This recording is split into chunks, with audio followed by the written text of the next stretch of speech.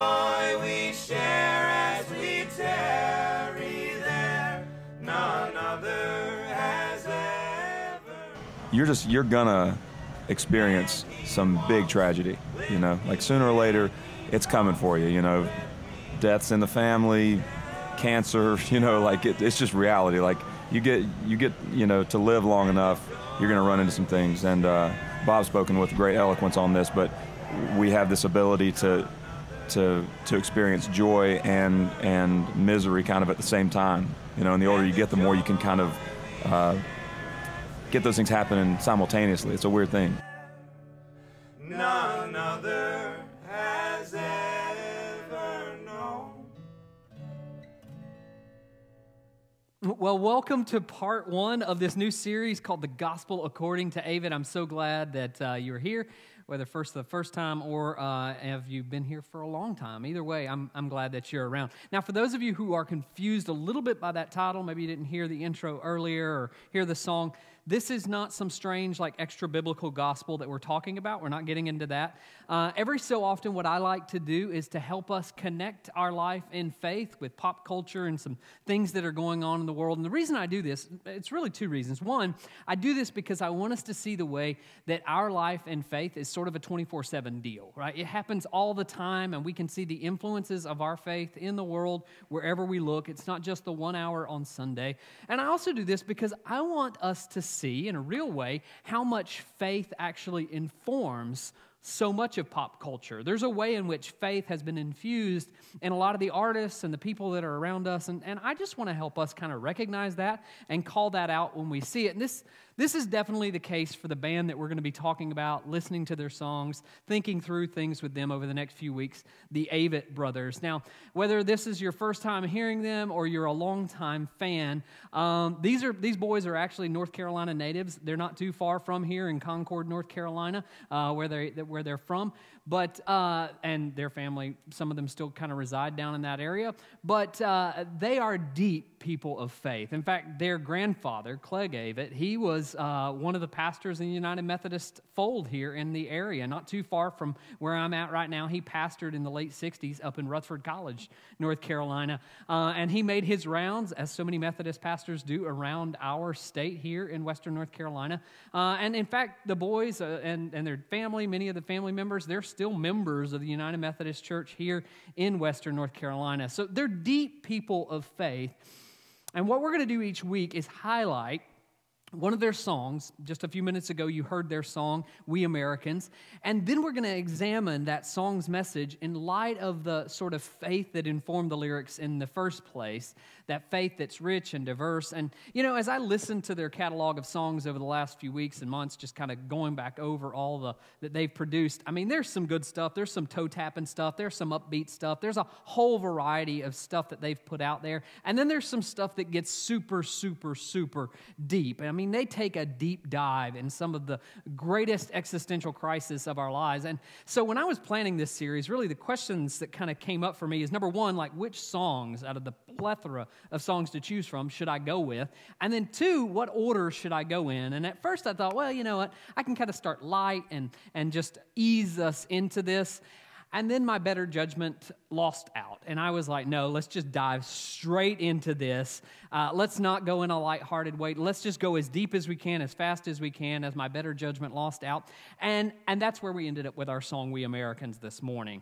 And if you've not heard it, you know, you didn't hear the band sing it earlier, I encourage you go. You're going to find a YouTube link in our comments below. You can listen to them sing it. In fact, you can pause me if you want to and go listen to that. But it's one of those songs, it's what I would call kind of a protest song. It's a stereotypical protest song. And there's lots of protest songs throughout history. You know, Billie Holiday's song, Strange Fruit, that's a protest song that was offered out there. Public Enemy's Fight the Power, that's a protest song that's out there. U2, if you're a U2 fan, Sunday, Bloody Sunday, that's a protest song that's put out there. And then perhaps one of my favorite songs, even though I have to, as a pastor, be a little bit tender in how I share this, but Rage Against the Machine's song, Killing in the Name of, like that's a protest song if you're ever angry and just need to be angry for a few minutes. That's one of those protest songs. Now, if you're sensitive to explicit lyrics, don't watch that. That's not the one that you should go to. But you can listen to any of these songs to get a sense of what it means to protest something in the world that's wrong, that's not right. And if you don't know any of those songs, I give you my permission again. Just pause the video right here, or, just whatever the live stream. Go listen to those songs and then come back and kind of finish this in a minute so that you'll really understand what that's all about. And this song right here, We Americans, is sort of placed right into that genre. Now, I'm going to be the first to admit, it's songs like this one right here that are never going to make the top 40. They're just not. Right? Because we like our music like I like my coffee, light and sweet. That's how we want our music all the time. And so when music gets a little bit heavy or it gets a little bit controversial, it delves into topics that we don't like all that much, there's not like this overwhelming fanfare. They're just too heavy. They're just too complicated. And protest songs normally don't make us feel light and sweet. That's just not what they're all about, right? When they come into the room, they take the air out of the room around us. They take our breath away. They just bring that weight, that sense of heaviness that nobody likes. And there's a reason that they're not on the top 40. There's a reason that they don't get a lot of fanfare, because nobody likes to drain the air out of the room. Nobody wants to be that person that comes into the room and brings the heavy when everything is light and good, right? I remember, in fact, for me as a pastor, nobody ever wants me as a pastor to bring the heavy into the room, right? I'm supposed to come in the room and rainbows are supposed to shoot out of the sky. Like, that's what I'm supposed to bring in the room.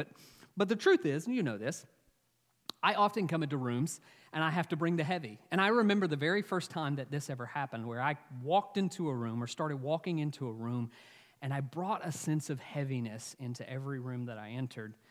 This happened to me actually early on in my ministry career when I was a student intern, chaplain at the Central State Hospital or Central State Medical Center in New Jersey. And when I was there, every room I walked into had a sense of heaviness.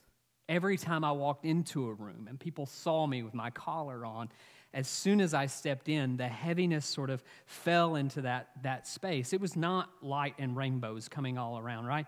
I came into those spaces often as the bearer of bad news. You didn't want me. You didn't want to see me. You didn't want to see one of my colleagues enter your room, because if I entered your room, you're like, oh, wait, something's really wrong with me at this point, right? I would just sort of bring that weight. And I remember this in particular one time where I had to bring the weight into the room, not of a patient, but in the middle of rounds. And as we were sitting around the table early in the morning, there was a patient that we were discussing who had multi-system failure. And the doctor in the room wanted to bring the levity. The doctor in the room wanted to say, oh, there's hope, even though system after system in this person's body was shutting down. He kept kind of bringing this up, oh, we can do this today, or we can do this today, or we can do this today, and it'll change everything. And I just had to pause for a minute in that space and be like, have we talked to the family seriously about how this person might die in the next 48 hours? Have we considered for just a moment that our success in medicine might not be helping this person just continue to fight and fight and fight, but help them transition well in the last few hours that they have?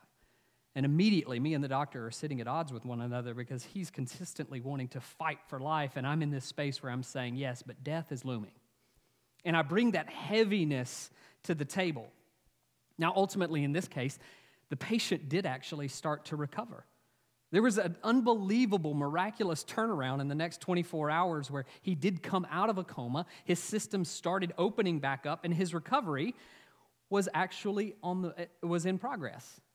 And I don't think, for a moment you might be like, oh, wow, you should have just kept your mouth shut. No, I don't actually think that my objection in that moment would minimize the recovery. In fact, the difference of opinion that me and the doctor had in that moment was actually part of the solution, part of the special sauce, if you will, that created a more miraculous moment. For us to be just 48 hours prior in a space where we were looking at a funeral and looking at the end of life, and then 48 hours later to be seeing the miracle of life in itself, it's this collision between the heavy news, the bad news, and the good news that created a powerful moment in that space. And this is just, this is a normal observation that we sort of have of life. The deeper that you and I experience sorrow in life, or the deeper that our sorrow goes in life, there's more room in our life for joy to grow, right? So the deeper our sorrow goes, the more room for joy to grow comes. Kahlil Gibran, an early 20th century author, said it this way. I love the way he kind of carved this out in his book, The Prophet. He said, the deeper that sorrow carves into your being, the more joy you can contain. Is not the cup that holds your wine the very cup that was burned in the potter's oven? And is not the lute that soothes your spirit the very wood that was hollowed out by a knife? There's a sense in which those things that bring pleasure and peace are all the more rich and full in the context of the sorrow and the pain that is there. Fred Craddock was a preaching professor and an amazing preacher in and of himself, but he used to always tell his students that you cannot offer good preaching if you don't offer good news and bad news. There's good news and there's bad news in every sermon. There's good news and there's bad news in every environment in life, and you can't have the good if you don't anticipate, listen to, accept, live into the bad in your life. And it's not that Scripture avoids this sort of tension. In fact, over and over again, if you're a person of faith, you've read through the Bible, you would have seen this time and time again. It's just that our minds are trained to skip right over that part. We skip over the bad that's there just so that we can see the good that's coming. We want to jump right into the sort of fairy tale ending of all of these stories. You know, tell me about the time of the ark of safety that rescued Noah and his children. That's the way we kind of focus this, Noah and the ark. We don't focus on the catastrophic flood that destroyed the world and so many people that were in it.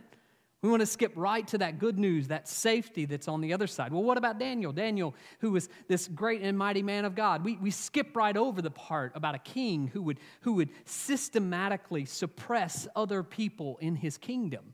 He would suppress the voices of people of other faiths. We skip that part, but within the context of these stories, there's always good and bad news. And oftentimes, it's the depth of the bad news that makes the joy of the good news so much greater in those spaces. And this is true even in the life and ministry of Jesus. As we look through each of Jesus' stories and each engagement he has with different people, there's some amazing miracles in his life. But each of these stories, as they're told, have bad news that's a part of what's going on. And in fact, the story that I want us to look at for just a few minutes this morning is Mark chapter 5. In Mark chapter 5, there is good and there is bad news. And this story starts out in pretty typical fashion. If you're following along, it starts in verse 22. This is where I'll pick up. But in this place, Jesus is presented with a problem. And this is often the way these stories begin. There's a problem that Jesus is presented with that he needs to solve. And here's how it starts in verse 22. Then one of the synagogue leaders named Jairus came, and when he saw Jesus, he fell at his feet. Now, right away, this story is a little bit odd, a little bit off, because normally we don't see a religious leader falling in worship at Jesus' feet in broad daylight, but this man does, because the severity of this man's problem is so intense that he's going to risk being out in public so that he can find Jesus and Jesus can solve the problem. And here's the problem that he faced in verse 23 of chapter 5. He pleaded earnestly with him. So Jairus pleaded earnestly with Jesus. My little daughter is dying. Right? Immediately, Jairus drops the bomb on Jesus. Now, this is bad news, but it's not too bad. It's just bad enough, right? She's dying, but she's not dead. And this is why Jairus is standing in front of Jesus, because he ultimately knows that there's some good news that can come into the story if he just finds Jesus. It says, as it goes on, he pleaded with him earnestly, my little daughter is dying. And then he goes on, please come and put your hand on her so that she will be healed and live. Right, Jairus came to Jesus not as a synagogue leader, but as a father in that moment. And as he came as a father, he was focused on the good news that Jesus could offer. I mean, he knew there was some bad news there, but ultimately, it wasn't so bad that Jesus couldn't heal her, and it's that promise of the good news that compelled him to move, right? It's the sort of proverbial carrot on the stick. It's out there in front of him, and in our lives, I've found, and I'm sure you have as well, that we all sort of need a little bit of that hope to pull us forward. We need that promise, that hope that things are going to be good, that things are going to get better, and we live and thrive and can move in the context of that hope. And this is actually where Scott and Seth Avett take off in this song. The opening verse of We Americans, he says, I grew up with reverence for the red, white, and blue. Right? There's this honor, there's this goodness to it. Spoke of God and liberty, reciting the Pledge of Allegiance. I learned love of country from my own family, some who shivered and prayed while they approached the beaches of Normandy. And the flag waves high, and that's how it always should be, because so many lives were given and taken in the name of freedom. They recognize at the very beginning of this space of hope that needs to be inserted in any sort of bad news that's about to be unfolded. And to make forward progress, both in our personal lives and I believe in our social lives as well, we need that good news. We need a spark of hope that it can be different, that life can be different. We need to believe that there is good that is somewhere out there and it's surrounding us. And even when trouble comes, we need to believe that healing can be offered when brokenness is everywhere. And as you place your hope in Christ, the healing that comes from Him, Jesus doesn't reject us. Right? Jesus doesn't reject us in this moment as we recognize the difficulty of this moment. He doesn't reject the hope. He doesn't reject joining us on the journey. He wants to accompany us in the middle of our pain. And that's exactly what we see in the very next part of the verse. Jairus comes in verse 22 and 23. He's got a problem. His daughter is sick. He seeks Jesus out. In verse 24, Jesus immediately, it says, so Jesus went with him. He joins Jairus on this journey towards complete healing. But as soon as he starts down the path, there are two things that I think you need to know. As soon as Jesus steps out on this path, two things started. Number one, he gets distracted by someone else. As soon as he steps foot with Jairus towards his house, somebody else with a bigger problem comes along. It seems to be a more pressing issue than even Jairus' daughter who's on the edge of death. And he spends just a few minutes focused in that moment on the other issue. And I don't have a lot of time to go into this other issue or this other section, but it is helpful for us to note that your bad news is not always as bad as other people's bad news. Your bad news in life is not the only bad news that's out there, and there is a whole community of people out there who face this bad news. And just in the moment where you take a journey with Jesus, where you're hoping that He can help address your bad news, you start to discover that somebody else has bad news as well, that somebody else is in need of his care as well. And so as He's journeying with you, there's also someone else out there. Jairus had a 12-year-old daughter who was sick, but the woman who came to Jesus in that moment had been sick for 12 years. In a world of challenges, we are surrounded by fellow travelers who are all struggling on their own. In a world of American challenges, we are all surrounded by fellow citizens who are struggling as well. And so we're not on this journey alone. And there's a lot of bad news that needs to be addressed by the good news of Jesus. And that's the first thing. But the second thing is this. The second thing that happened just after Jesus joined the journey with Jairus is this. Jairus' life after he partnered with Jesus went from bad to worse. Let me say that again just so you're clear about what I'm talking here. After Jairus joined with Jesus, a space where he was hoping to find good news, his life circumstances went from bad to worse. The unimaginable happens in Jairus' life just after he starts out this journey. While at first Jairus had came to Jesus with the hope of good news coming, even though he knew some bad news was around, he had remained focused on the good news. He had remained focused on the promise, on the hope that was out there. He had promise of the life that Jesus could bring. He could anticipate that life would come if only he would travel with Jesus on this journey. And now Jesus is on the journey, according to verse 24. And look at what happens in verse 35. As soon as he finished with the woman, Jesus turns around and continues to speak. And some people came from the leader's house, Jairus' house, to say, and here's what they said. I'm sorry, but your daughter is dead. Don't trouble the teacher any further. Why would you trouble the teacher any further? Even though Jesus encourages him to stay, in the next verse you can go on and you can see Jesus encourages him to stay the course, don't fear, but only believe. In that moment with that news, something changes in Jairus' heart. In that moment with that news, the weight of the room shifts. The heavy descends, and immediately it jumps from joy of possibility to sorrow of loss. It shifts from the hope that new life is coming to the despair that life is already gone. The journey that starts out light is now a heavy reality around him. And a father who could once again breathe because he had found Jesus has just now found all the air in the world sucked out of his lungs. And this is the news. This is the news that he had tried to avoid. This is what he tried to stay away from. He never wanted to hear this reality. He knew it was a possibility. He knew it was something that could happen. but it was hopefully for someone else, right? So hopefully this news would happen somewhere else in the world. Not for him, not for his family, not for his community. No, it couldn't be that in his life this type of thing could happen. And this is exactly how we respond when bad news comes. Right? I mentioned earlier that U2 offered one of their protest songs, Sunday Bloody Sunday. And I found that it's easier for us as Americans to listen to that song. Why? Because it's not our problem. It's Ireland's problem. It's their protest. It's their struggle. And that's often how bad news occurs in our lives. If we see bad news, it's easy to objectify it and place it onto somebody else. But I don't want to bring the bad news home.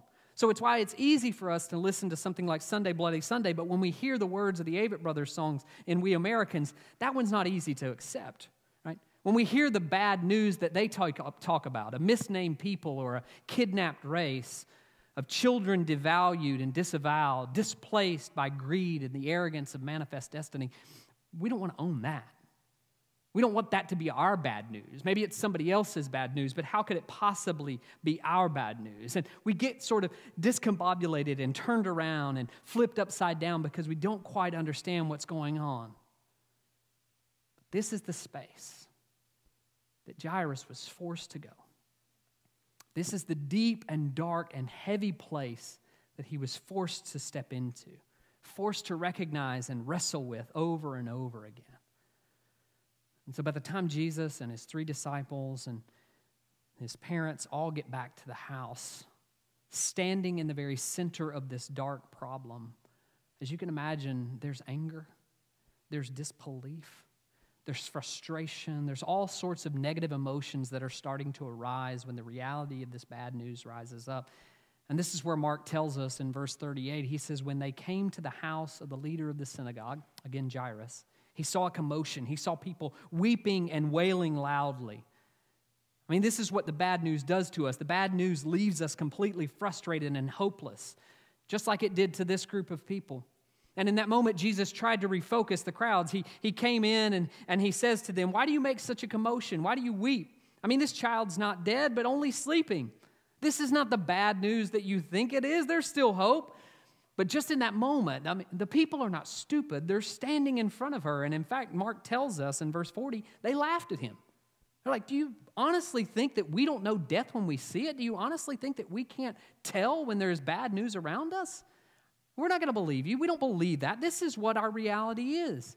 It says they laughed at him, and then he stepped back. He put them all outside except for the mother and father and 3 disciples.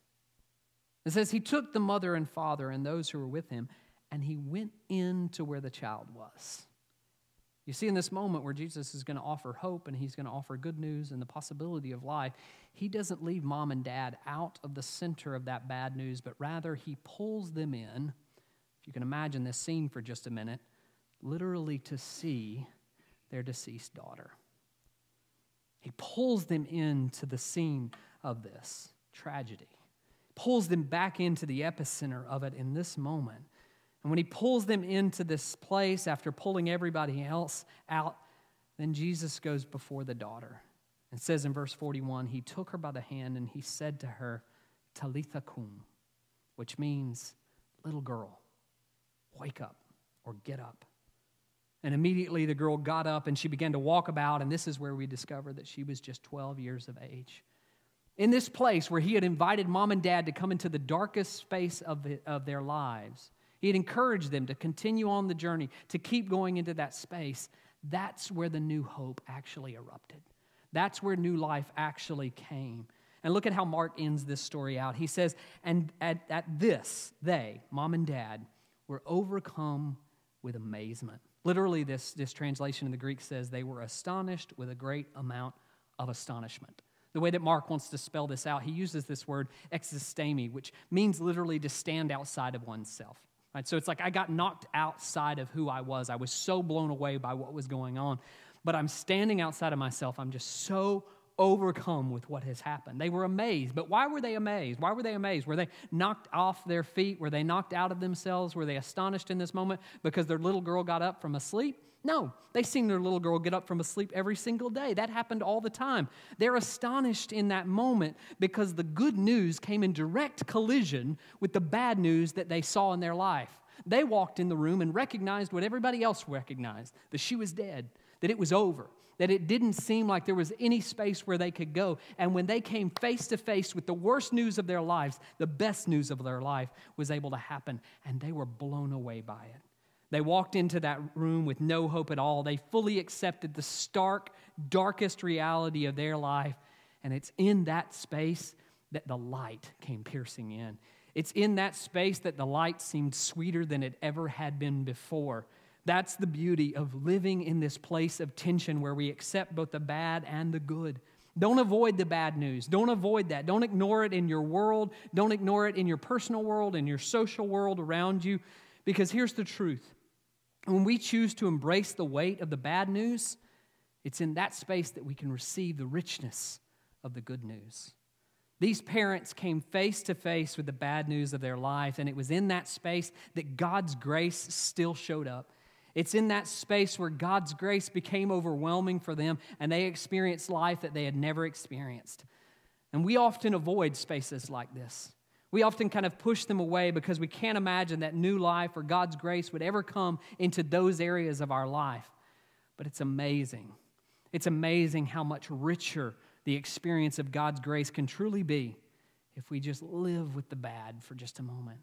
If we just sit into that space for just a moment, we can find a richness to God's grace that we've never experienced before. You know, this morning I started out with some reflections on my time as a chaplain at Central State. And there's one story in particular that I will never forget. I mean, there were many days where I had to bring the heavy into a room. That summer, I sat with countless families at the end of life.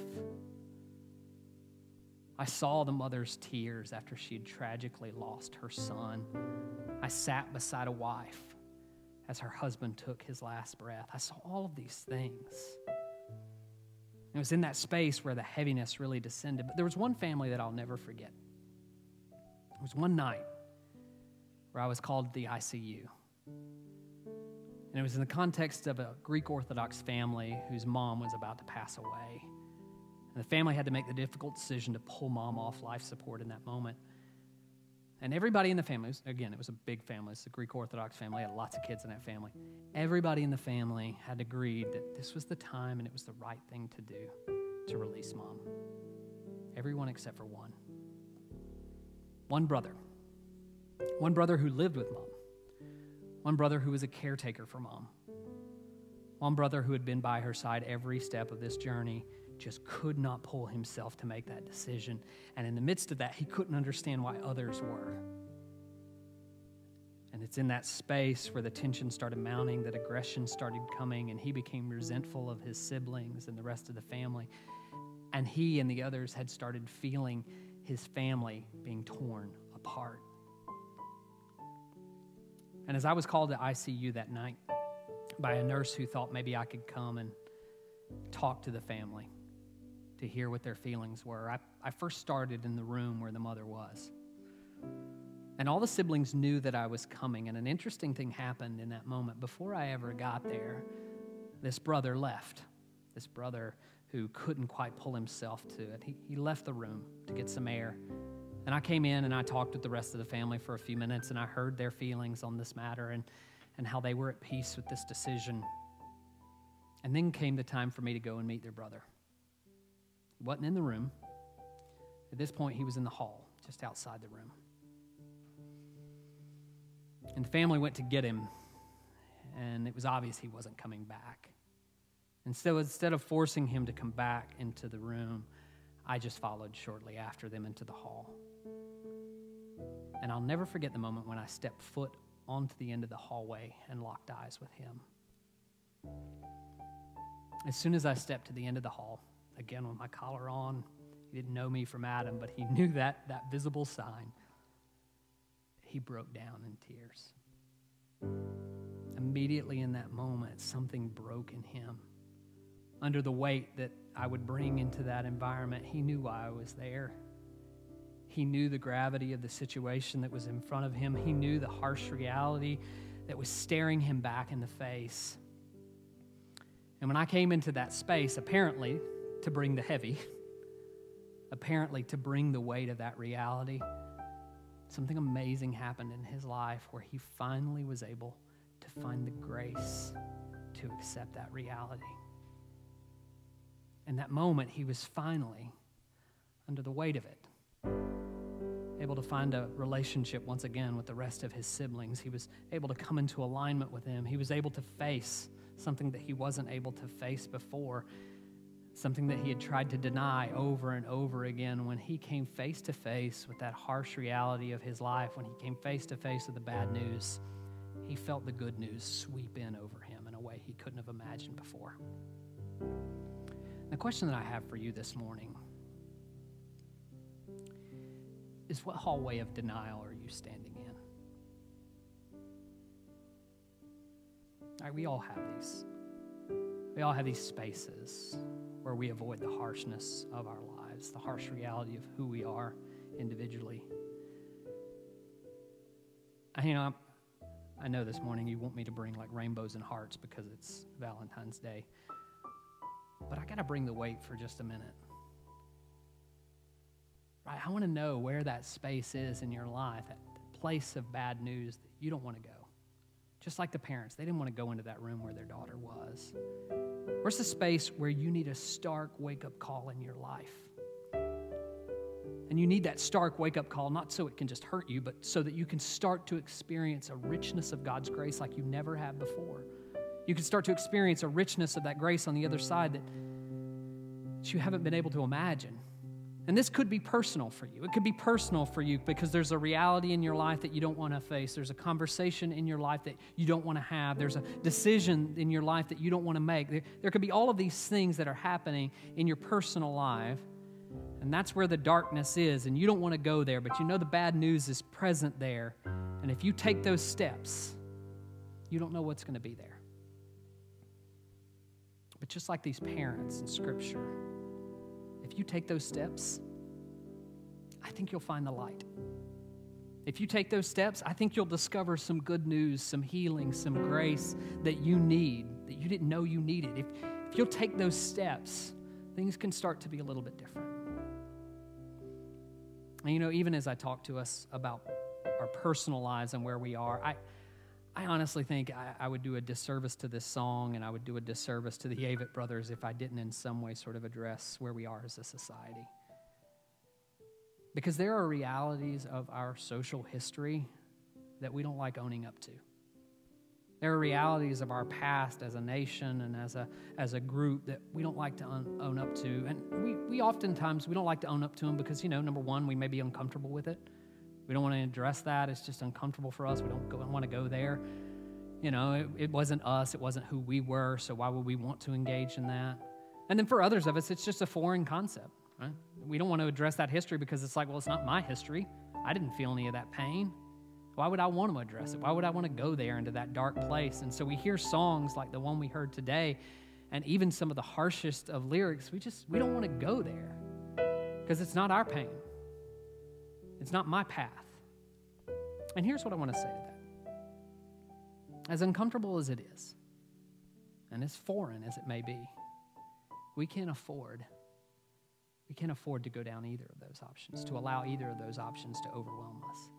It may be uncomfortable for you, but in that discomfort, that's an opportunity for you to grow. It may be foreign to you, but in the midst of that foreign nature, this is an opportunity for you to get to know someone new, for you to get to know someone for whom this is a reality. I mean, think about the woman who stopped Jesus in his path for just a minute. It was in that space where Jairus is dealing with a particular problem personally that he has to engage another problem. He has to see it firsthand. And maybe this is the opportunity. If you're thinking about our social problems, the problems that our nation faces, the problems that our world faces, maybe it's the opportunity right now for you to get to know someone who this isn't foreign to, who the oppression is not foreign to, who the pain is not foreign to, who they can realize it and recognize it very well. This is your opportunity to get to know someone new. And I believe, honestly, if we're ever going to find the healing that we need as a nation, then we actually have to start acknowledging some of the bad news that's around us. We have to acknowledge that bad news so that we can receive the richness of the good news that God wants to give to us. And as a people of faith in particular, we're compelled to do this. This is part of who we are. It's at the core of who we are because we are, as a people of faith, to acknowledge by confession our sin and our need for grace. And on the other side of that, to humbly accept God's grace and that comes to us even in the face of death. And if we can do that, if we can acknowledge the bad news, if we can accept by grace the good news, then I think we'll actually be able to pray that prayer that the Avett Brothers closed their song out with. God, will you keep us by your grace wherever we go? And can you forgive us for where we've been? Can you hold us into that space so that we can experience love in our hearts even in the midst of pain and memory? We can experience love in our hearts even in the midst of pain and memory.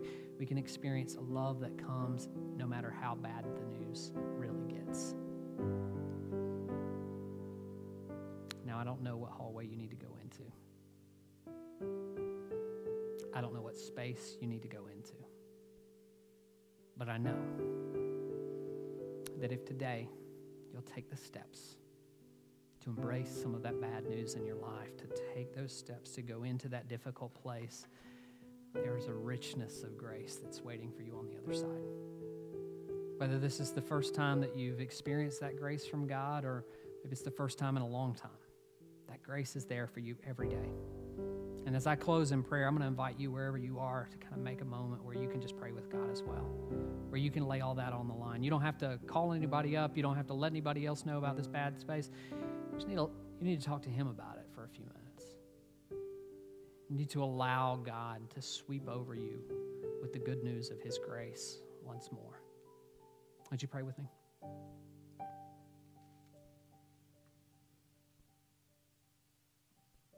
God, each of us come to you this morning scared to death to enter some of the dark spaces of our lives. We all have them. They're all a part of who we are. They form us and shape us. Sometimes we're the ones who step into those spaces and create the mess, and other times it's something that happens to us in life where we're handed this mess. But all of it is heavy. All of it, God, points us towards our own mortality and death, and all of it, God, needs redemption.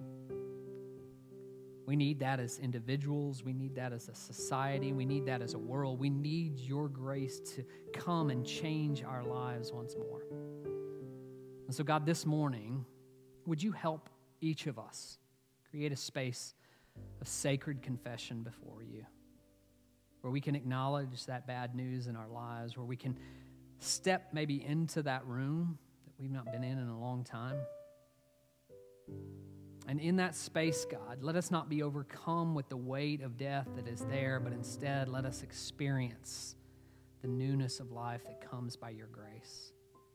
We can have hope, that our hearts can be filled with joy once more, and that we can see that even dead things in life get resurrected. God, help us today, wherever we are, to acknowledge you, to lean on you, to trust in you when it seems like we are falling apart. And help us together as we do that to find healing for ourselves as individuals and for our world. And we thank you for it. In Jesus' name we pray.